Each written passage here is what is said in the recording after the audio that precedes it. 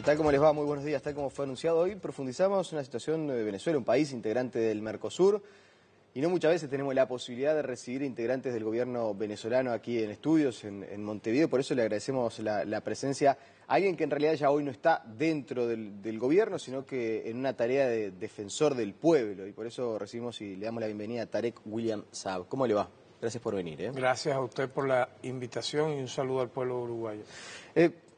Antes que nada, quiero preguntar si tuvo algún problema en el aeropuerto, porque sí, para la gente que seguramente no lo debe tener muy en cuenta, usted viene de tener algunos incidentes tanto en México, en Panamá, estuvo retenido algunas horas por Interpol, incluso en su cuenta de Twitter responsabilizaba de alguna manera al gobierno de Estados Unidos acerca de lo que le pudiera pasar en cualquier aeropuerto del mundo.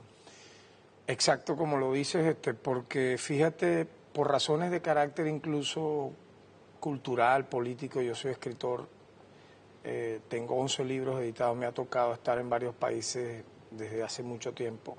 Posteriormente, como bien lo hablábamos, me tocó presidir la Comisión de Exteriores del Parlamento durante 4 años.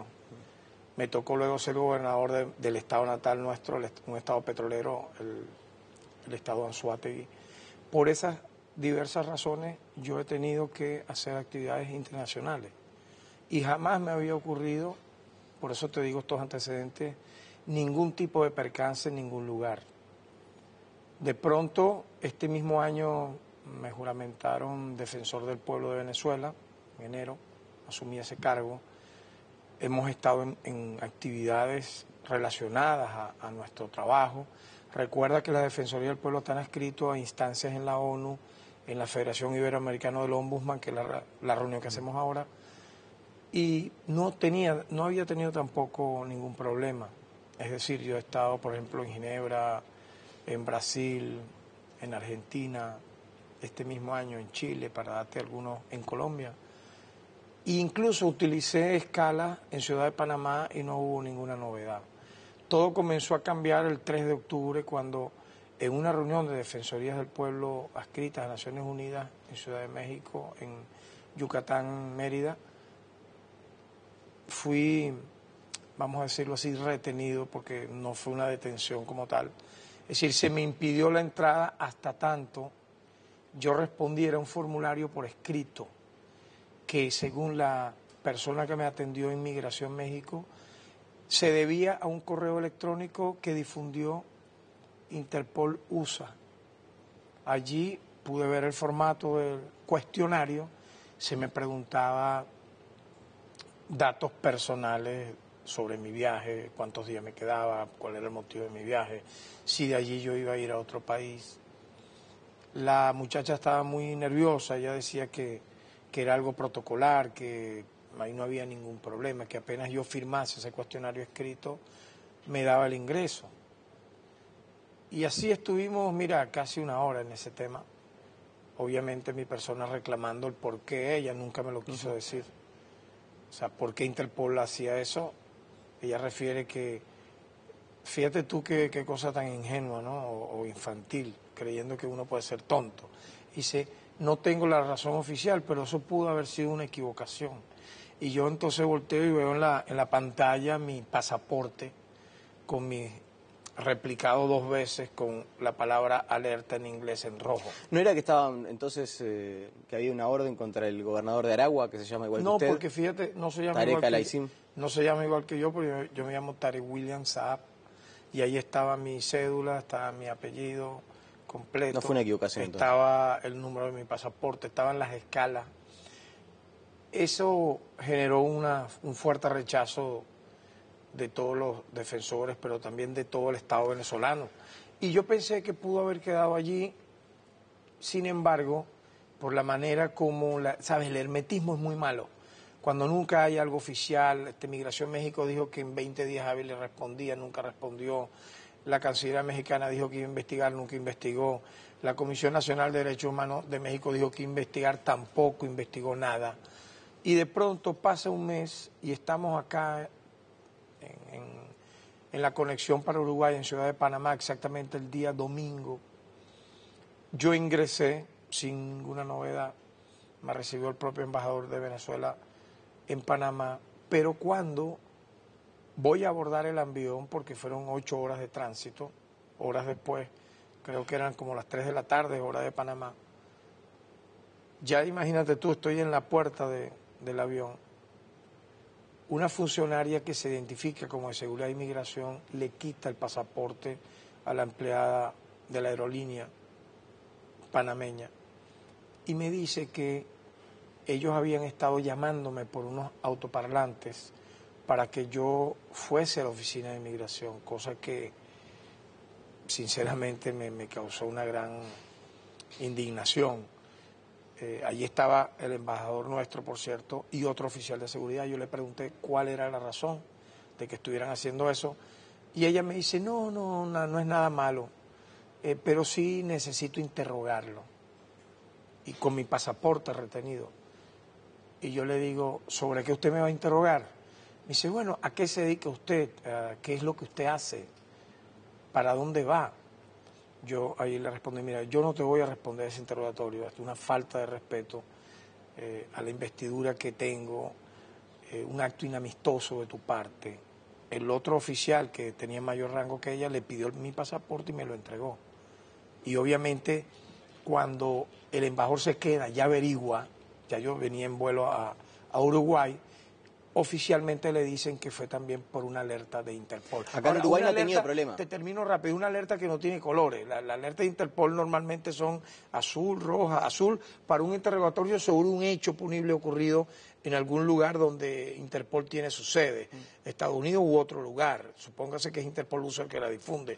En segundo, un código rojo, imagínate tú, es ya una detención por la comisión de un hecho punible. Este es algo que ellos han inventado.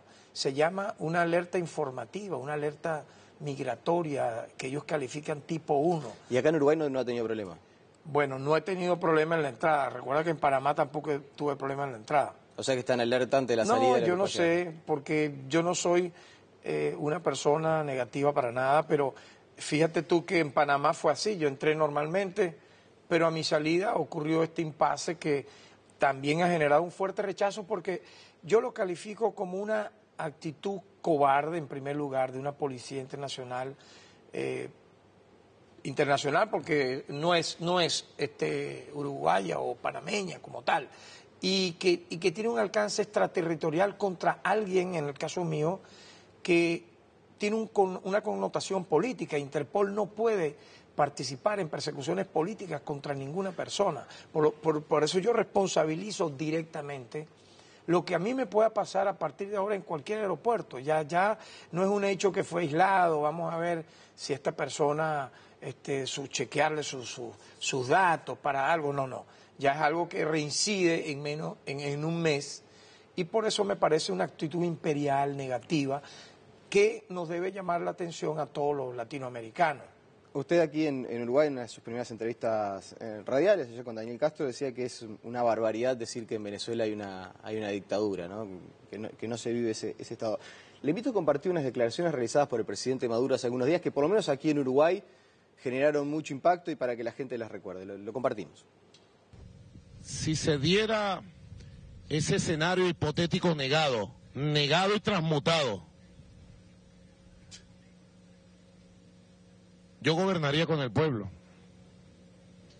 siempre con el pueblo y en unión cívico-militar. Si se diera ese escenario negado y transmutado, Venezuela entraría en una de las más turbias y conmovedoras etapas de su vida política. Y nosotros defenderíamos la revolución, no entregaríamos la revolución y la revolución pasaría a una nueva etapa. Quien tenga oídos, que entienda. Quien tenga ojos, que vea clara la historia. La revolución no va a ser entregada jamás. Escúchenme. Con la Constitución en la mano, echaremos adelante la independencia de Venezuela, cueste lo que cueste, como sea. ¿No es un peligro decir que la revolución no se va a entregar jamás? Fíjate, ahí la clave de toda esa declaración es, yo diría, 3 frases, ¿no? Gobernar con el pueblo, cosa que no tiene ninguna novedad. Claro, pero si uno pierde la elección es difícil gobernar. No, pero gobernar con el pueblo es una... No, eso no es una elección presidencial. Yo creo que ustedes han tenido sí, no, es una elección periodistas parlamentaria, internacionales con quien yo he conversado, de verdad me Me llama mucho la atención de cómo transmutan, por ejemplo, una elección municipal de alcalde a una presidencial. Ocurrió en el 2013, si me permite, sí, sí. Porque fui entrevistado muchas veces, a pesar de no tener un cargo de Estado oficial, soy una personalidad que asiste a programas de opinión. Y me llamó mucho la atención eso, y una elección de alcalde la quisieron convertir en una elección presidencial. No fue así, no es así. El sector gubernamental obtuvo el 73% de los votos para las alcaldías. La oposición tuvo grandes victorias importantes en capitales de estado. Hubo una reunión en diciembre entre el ciudadano presidente de la República y los alcaldes electos, tanto de gobierno como de oposición. Inclusive asistieron gobernadores de oposición, que son 3 allá en Venezuela, de los 23. Y fíjate qué cosa tan bárbara, ¿no? Luego de todo eso, un sector opositor muy extremista, asociado a consignas de llamados a violencia, de derrocar el Estado, desconocer la legalidad vigente, se lanzó a una aventura a partir del 23 de enero del año 2014, que continuó luego el 12 de febrero, y tú sabes cuál fue el resultado, hasta junio. Una oleada de asesinatos por manifestantes armados, la gran mayoría, casi que el 85% de los fallecidos, 43 fallecidos, culpa de actos violentos, criminales, que prácticamente paralizó la economía venezolana y la paz de la República. Entonces, fíjate tú cómo fue evolucionando todo esto, ¿no? Previamente, cuando el ciudadano presidente gana unas elecciones con 2 puntos, pero bueno, hay presidentes que han sido electos con 0,4% de los puntos, como el de El Salvador, Sánchez Serén, y su adversario asumió la derrota.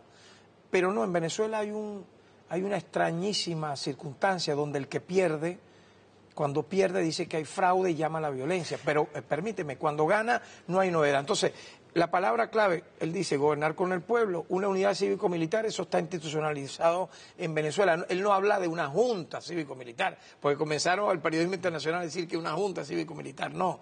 Una unidad cívico-militar es apegado a la institución, la Fuerza Armada, evitar golpes de Estado con el pueblo. Y la tercera frase clave es todo dentro de la Constitución, o sea, todo dentro de la Constitución.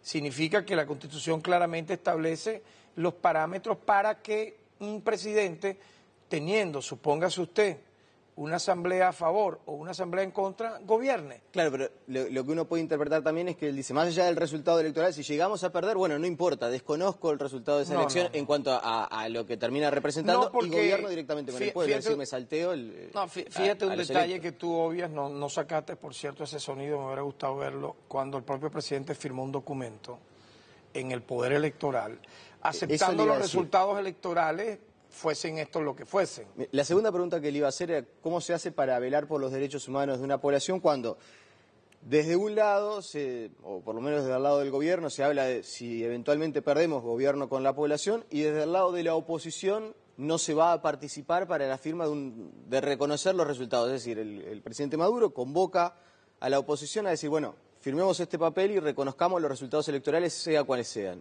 Y la oposición no va. ¿Cómo se hace para velar por los derechos humanos de la gente en el sentido de que se respete su voluntad popular? Mira, Venezuela, yo he dicho, es un laboratorio, ¿no?, para muchas cosas que han venido ocurriendo en el planeta.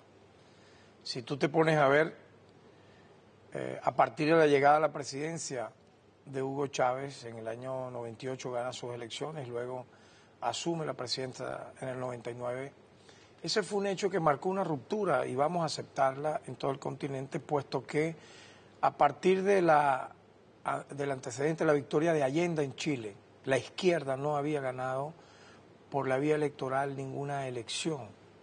Hubo un matiz ahí que fue la revolución sandinista, que derrocó a un dictador totalmente atroz como lo fue el dictador nicaragüense. Conocimos aquí en Uruguay circunstancias similares, en Argentina, en todo el Cono Sur, en Paraguay, en Venezuela incluso también. Entonces, allí él, ¿verdad?, pudo volver a través de los votos, ¿no?, Ortega, pero el antecedente previo fue una insurrección armada. En el caso venezolano, fíjate, luego de todo ese tiempo, los años 70 en Chile, una opción de izquierda gana una elección y comienza una turbulencia de carácter internacional, particularmente teniendo como epicentro los Estados Unidos y países aliados en Europa, en América, para buscar desestabilizar el gobierno de Venezuela e intentar derrocarlo, como en efecto ocurrió en el año 2002, teniendo apenas Chávez 3 años en el poder. Me tocó ser en ese momento presidente de la Comisión de Política Exterior y sin aviso de ningún tipo fui preso. Durante los 2 días que duró el golpe, mi persona estuvo preso, aislado, en los calabozos de la policía política y fui liberado el 13 de abril, ya cuando la dictadura de Carmona Estanga, quien está cómodamente viviendo en Colombia, fue derrocada también por una unidad cívico-militar de la gente. Entonces, esos son antecedentes que tú tienes que ver. Posteriormente hubo acciones insurreccionales de calle que arrojaron muertos, muy terribles, entre el año 2003-2004, y toda esa fase se aplaca cuando Hugo Chávez gana ampliamente un referéndum sobre la evaluación de su mandato. Está previsto en la Constitución ese tipo de figuras, el referéndum revocatorio, el consultivo, y se convirtió en un referéndum aprobatorio. Ahí me tocó en ese año 2004, luego ser electo gobernador de mi estado natal y reelecto por un periodo, 8 años estuve allí, y fue un periodo, yo pudiera decirte, en medio de mucha diatriba siempre de Venezuela, con grandes enconos con los Estados Unidos, que desearía dirigir la política exterior de todos nuestros países e intervenir de forma, yo diría, ajena al derecho internacional en nuestras economías, apropiarse del petróleo, porque eso ocurrió en Venezuela, con las transnacionales. Sobre ese punto del petróleo, sabe que muchas veces acá por lo menos se dice, bueno, Venezuela y Estados Unidos tienen políticamente una disputa muy fuerte, pero hasta hace no mucho el mayor comprador de petróleo de Venezuela era el propio Estados Unidos. Perfecto, yo creo que eso es lícito y así debe ser. Pero entonces, ¿por qué si tú tienes esa posibilidad con Venezuela, tú vas más allá y comienzas a alentar conspiraciones, empiezas a apoyar y financiar a través de fundaciones privadas, entre comillas, a grupos opositores muy radicales? Entonces, claro, todo esto es un antecedente que aquí en Uruguay deben ver como un hecho real. O sea, Venezuela, como te dije, es un sitio que rompió fíjate el esquema que rompe. Luego de la victoria de Chávez en Brasil, en Venezuela, se da la de Lula en Brasil, se da posteriormente la de Correa en Ecuador, la vuelta de los sandinistas en Nicaragua, la victoria de la izquierda en Argentina con los Kirchner, la de Evo Morales en Bolivia. Se dan gobiernos de carácter popular con tendencia de izquierda, incluso en Uruguay, con Tabaré, con el Frente Amplio, a quien conocí en esa época, en el año 2004, cuando era candidato. Fíjate, los salvadoreños, el Frente Farabundo Martí para la Liberación Nacional, se crea el ALBA, se crea el UNASUR, se crea el CELAC. Entonces, Venezuela, tú no puedes verla así de pronto. No, Venezuela es una dictadura, es una tiranía, pero ¿por qué si todos los años se hacen elecciones y consultas? Todos los años. ¿Y existe riesgo de que haya algunos incidentes después de las elecciones del próximo 6 de diciembre? Mire, yo creo que hay una madurez en Venezuela ahora en esta etapa, en los últimos años, porque yo siento que a raíz del fallecimiento lamentable de un presidente en ejercicio, en plena etapa de su madurez política, de Hugo Chávez, teniendo apenas 58 años, los sectores extremistas en Venezuela vieron una oportunidad de hacer un zarpazo al margen de la Constitución y la ley. Fíjate que cuando el presidente Maduro gana las elecciones, el adversario, en vez de reconocer una derrota, así como él pudo haberla reconocido en otro momento, o él cuando fue electo gobernador de Miranda, ahí sí fue buena ese poder electoral que le dio a él la victoria, ¿no? Pero cuando perdió, él llamó a la calle, y hubo 14 muertos. Entonces, yo lo que pediría en todo caso como defensor del pueblo, y lo he dicho muchas veces, es que se respeten los resultados, vayamos a unas elecciones pacíficas, tranquilas, y que gane pues el que decida el pueblo. Esto que voy a mostrar ahora a usted no lo va a sorprender, pero seguramente acá en Uruguay mucha gente no lo ha manejado, pero quiero mostrar un spot de la televisión venezolana sobre una situación en la cual los motorizados llaman a defender el gobierno de Maduro. Lo compartimos.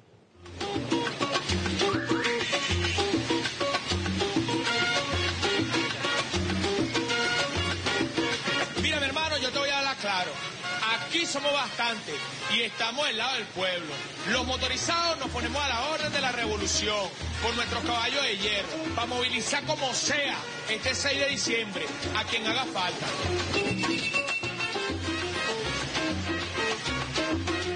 Entiendo que usted me hacía gesto, porque para ustedes puede quizás resultar algo normal, pero para nosotros, que se llama... Usted sabe también que se ha generado polémica en Venezuela por esto, que la gente lo interpretó como que hay una especie de amenaza y esta gente, los motorizados, están de alguna manera amedrentando ante la posibilidad de que pueda haber un resultado adverso. Yo no me meto en los asuntos internos de Uruguay, no sé cómo es la diatriba aquí, pero tú presentas ese video y uno cree que va a venir un llamado de alguien en medio de la selva con un misil amenazando bombardear ciudades, no sé. Tú dices, le voy a mostrar este video. Yo dije, oye, ¿qué pasó aquí? Le voy a mostrar este video del presidente Maduro.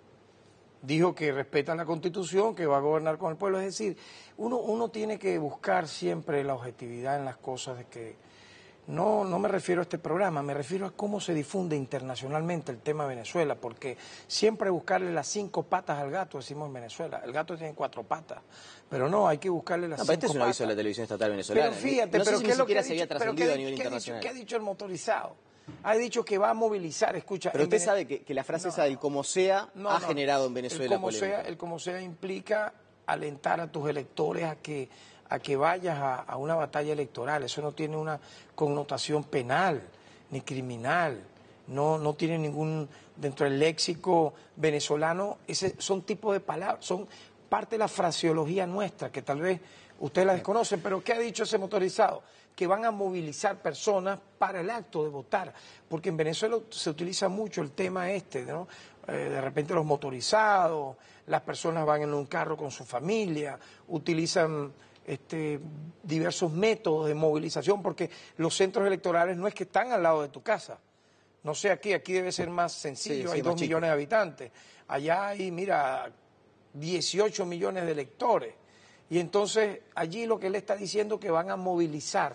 No, y es bueno que usted tenga la oportunidad también de dar a conocer la visión por supuesto, del Estado. Pues. ¿Qué reflexión le merece que 11 parlamentarios de la oposición uruguaya, del Partido Nacional, vayan invitados por la oposición venezolana, ni siquiera como observadores, porque ellos reconocen que no van como observadores electorales? Estuve repasando y usted en algún momento habló de, no con relación a los uruguayos, sino a europeos que van de turismo electoral. Sí, claro, mira, es que es así, compadre. Turismo parlamentario, dije yo. O sea, los viáticos que les dan sus países, el dinero de sus electores, del Estado. En este caso se lo pagan ellos. Pero imagínate un parlamento europeo, chico, por favor. Tú estás electo allá en España para ver, por ejemplo, oye, vayan y velen por Arnaldo Otegi. Ha tenido 4 procesos judiciales, ha sido el diputado más votado del País Vasco, pero España lo tiene echado en un calabozo y nadie lo puede ver. Y es una figura del nacionalismo vasco interesante que le han querido colocar una epíteto de terrorista, cuando más bien él ha sido el que ha llamado a las cosas institucionales, electorales, dentro de una óptica nacionalista vasca. Pero tú ves que, o Alfón, busca quién es Alfón, un joven que apenas lo detuvieron, un dirigente, le inventaron que tenía explosivos, nunca hubo un testigo que dijera que tuviera explosivos. Luego del 2013 lo detienen, permíteme, unos días, y ahora lo han condenado a 4 años. Entonces los diputados españoles, en nombre de un Parlamento Europeo, porque casi todos siempre son diputados españoles, vienen a Venezuela, muchas veces hablan disparates, no tienen la jurisdicción, es ahí donde voy, no tienen la jurisdicción, no tienen la competencia. Yo fui parlamentario, cuando yo visitaba países para alianzas de carácter institucional, grupos de amistad, hacer foros invitados por grupos también parlamentarios para hablar sobre la situación venezolana, no para opinar de que en Uruguay pasó tal cuestión, no para decir, por ejemplo, yo no voy a usted lo que le molesta que opinen, que vayan y opinen a mí no me molesta como tal, sinceramente. Yo lo que hago es responder dentro de lo que ya para mí se está convirtiendo en un hecho totalmente tragicómico, ¿no? Gente que dice que en Venezuela hay una tiranía, que hay una dictadura, pero entonces tú ves expresidentes, incluso algunos de ellos uruguayos, opinando y queriendo ir a Venezuela y hacer política dentro de Venezuela.